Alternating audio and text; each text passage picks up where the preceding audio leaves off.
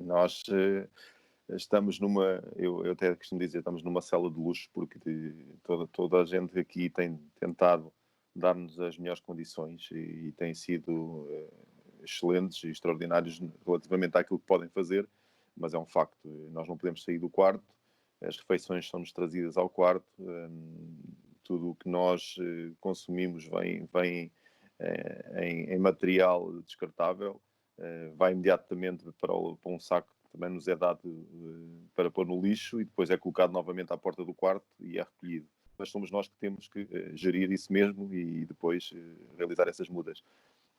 De resto, não temos contacto com mais ninguém.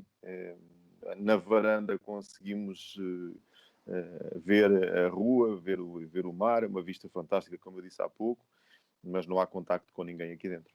E fomos variando sempre várias sessões para não serem sempre iguais, porque já psicologicamente é difícil aos jogadores estarem nesta situação.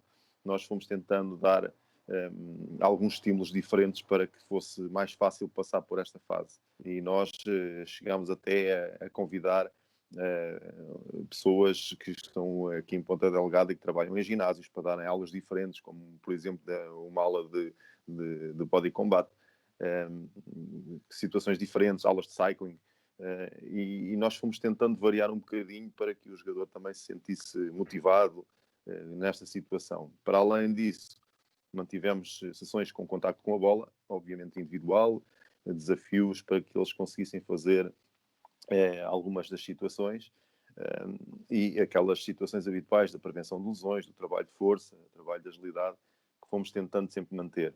Nesta altura, em férias, aquilo que nós fizemos foi aquilo que nós normalmente fazemos num período transitório de uma época para a outra, que é dar um plano de treino aos jogadores para manterem a sua condição física, para não deixarem cair esses mesmos níveis. Isto voltará a ser uma pré-época, basicamente, e nós, quando olhamos para uma pré-época, andamos sempre à volta das 4, 5 semanas, que é necessário para ter um nível aceitável para competir. Agora tem a desvantagem ainda de nós não termos a possibilidade de fazer os jogos de preparação que existiam normalmente numa pré-época. Mas sabemos que para estarmos em condições mínimas é o objetivo será sempre um mínimo de 3, 4 semanas para depois conseguirmos entrar a competir. Agora, sabemos de antemão que não vamos estar como estávamos no período em que parámos no campeonato. As condições são completamente diferentes, existe uma paragem muito prolongada e esta fase de treino individual não é igual a um treino em que estamos com todos os jogadores. As rotinas não se perderam todas, obviamente. Aquilo que estava trabalhado não foi tudo para o lixo, mas em termos físicos, sim. Em termos físicos, a especificidade da equipe técnica vai sentir-se. Nós, acima de tudo, vamos continuar a querer meter a saúde sempre em primeiro lugar.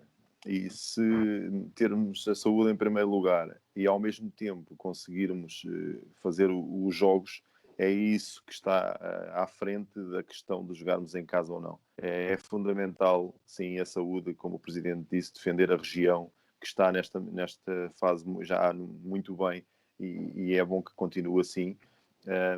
Em termos desportivos, nós obviamente que gostaríamos de poder jogar em casa. Não sabemos que também os jogos serão à porta fechada, não seria pela questão do apoio dos adeptos, mas sim pelo nosso habitat. O nosso clima tem algumas especificidades também. A questão da umidade, a questão principalmente da umidade, é uma questão que as equipas sentem quando vêm aqui jogar. O relevado, que é diferente daqueles que nós encontramos habitualmente na maioria dos campos no continente, também é diferente. É um relevado mais lento e nós já estamos mais adaptados a estas circunstâncias do que os adversários. Teria alguns pontos positivos, mas nós queremos é completar o campeonato, fazer os 10 jogos e vamos também com alguma facilidade corresponder bem a essa situação se isso acontecer. Jogando os 10 jogos no continente. O Santa Clara é um clube diferente para melhor. Quando eu digo diferente para melhor, Eu, desde que aqui cheguei, senti essa grande diferença.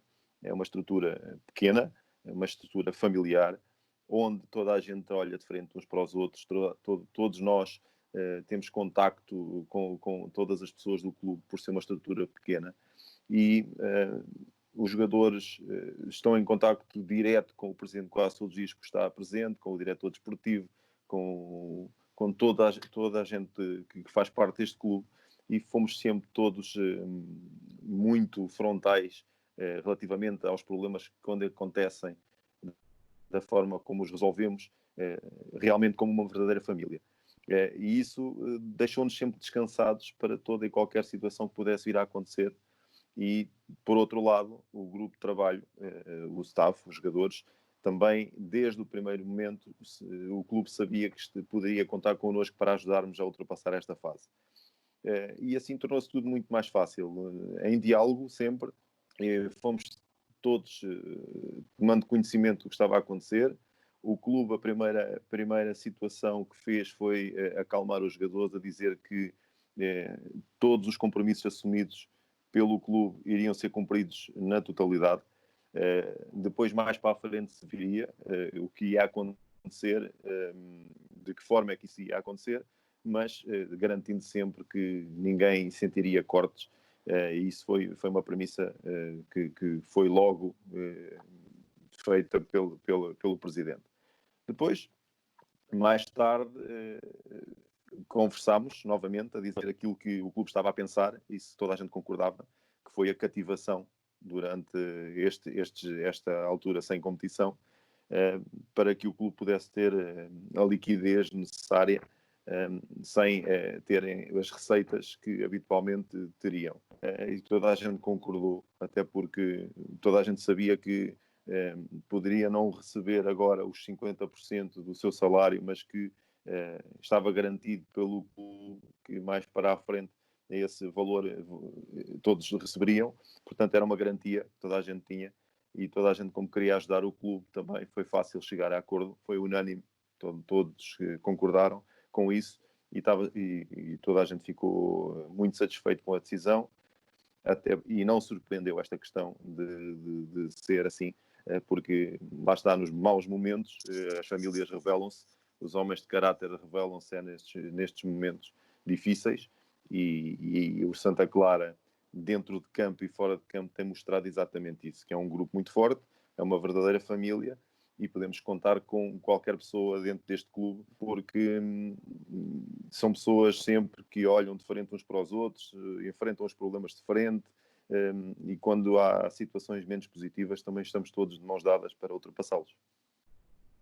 João, enquanto treinador, já há algumas temporadas para cá no nosso campeonato, uma situação ímpar, que irá mudar certamente o estado das coisas, um profundo desequilíbrio do ponto de vista financeiro, que já existia antes da pandemia, provavelmente irá ainda adensar-se mais no pós-pandemia.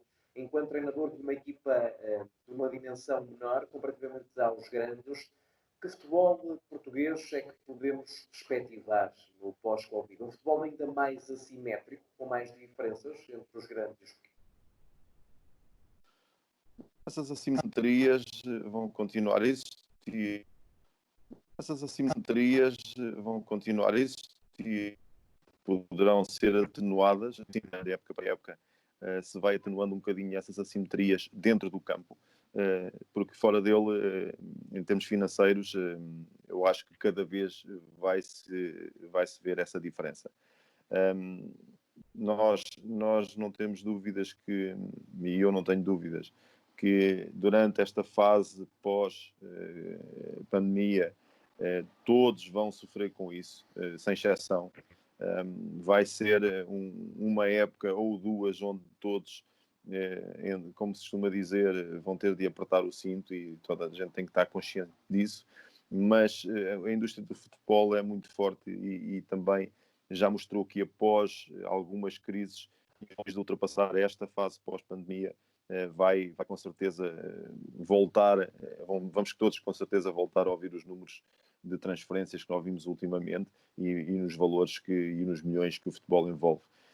Agora vai ser um período difícil, a curto prazo, onde vão todos ter de ultrapassar isso de formas diferentes. Agora, por exemplo, eu vou dar um exemplo muito claro: o Santa não tem sub-23, o Santa Clara não tem um futebol de formação com capacidade de colocar jogadores na Primeira Liga, na equipa da Primeira Liga. Sente muito mais essa situação do que um dos grandes que podem virar-se para dentro e ir à procura de soluções internas sem gastar dinheiro e ter ali na formação, no sub-23, no sub-19, nas equipas B, jogadores que possam ajudar nesta fase a manter um nível alto e continuarem a apostar na sua formação. Se este, pelo menos, tempo de pausa que sirva para muita gente refletir. E era bom que sim. Mas também estamos habituados a ver que é como nos acidentes. Eu tenho um acidente e eu nos próximos tempos a conduzir vou estar muito mais cauteloso, mas depois, passado um ano ou dois, as coisas voltam à normalidade. E é isso que nós procuramos sempre não repetir. É olhar para esta pandemia dessa forma, para não refletirmos, até para percebermos que um simples inimigo invisível pode fazer parar aquilo que é a nossa paixão. Então vamos tratá-la melhor, pelo menos enquanto estamos sem pandemias, sem vírus. Vamos tratar bem esta nossa paixão. E tratá-la bem é sermos todos muito mais ponderados naquilo que são as nossas paixões clubísticas e nas palavras mais comedidas, que era fundamental para que também dessem espaço e tempo para que todos nós desempenhássemos as nossas funções cada vez melhores para a evolução do futebol português. E quando eu digo nós, falo desde a arbitragem, equipas técnicas, jogadores, dirigentes, a olharmos todos para o futebol e não só coçarmos, entre aspas, para dentro, a olhar para aquilo que é os nossos interesses pessoais.